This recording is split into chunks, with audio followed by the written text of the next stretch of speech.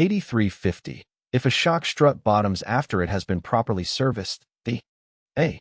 strut should be disassembled and the metering pin orifice plate replaced. B. Air pressure should be increased. C. Strut should be removed, disassembled, and inspected.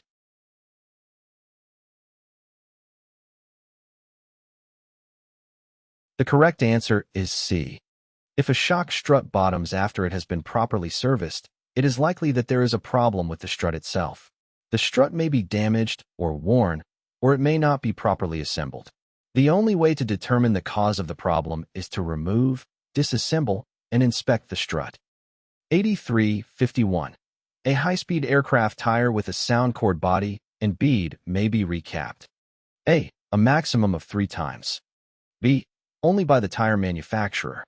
C. An indefinite number of times.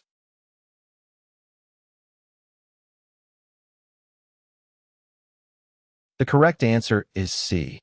A high-speed aircraft tire with a sound cord body and bead may be recapped an indefinite number of times, as long as the tire passes inspection.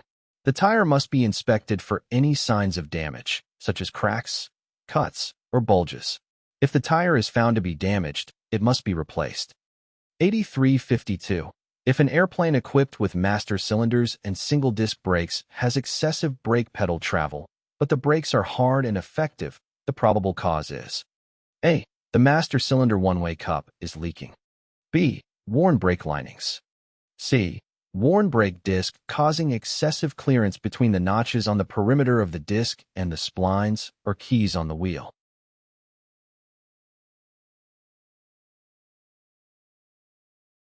The correct answer is B. Excessive brake pedal travel is often an indication of worn brake linings. When brake linings wear, they move closer to the brake drum or rotor, causing the brake pedal to travel farther before the linings contact the drum or rotor.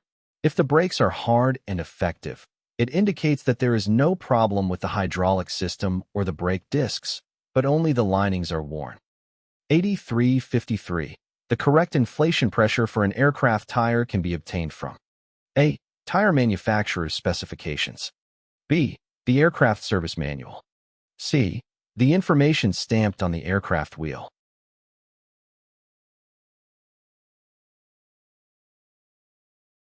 The correct answer is B. According to the aircraft service manual, it is important to adhere to the recommended inflation pressure specified by the aircraft manufacturer for aircraft tires. This recommended pressure takes into account the specific requirements and characteristics of the aircraft, ensuring optimal performance and safety.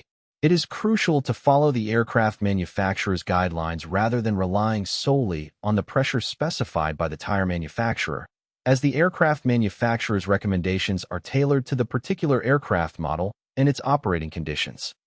Q8354. What should be checked when a shock strut bottoms during a landing? A. Air pressure. B. Packing seals for correct installation. C. Fluid level.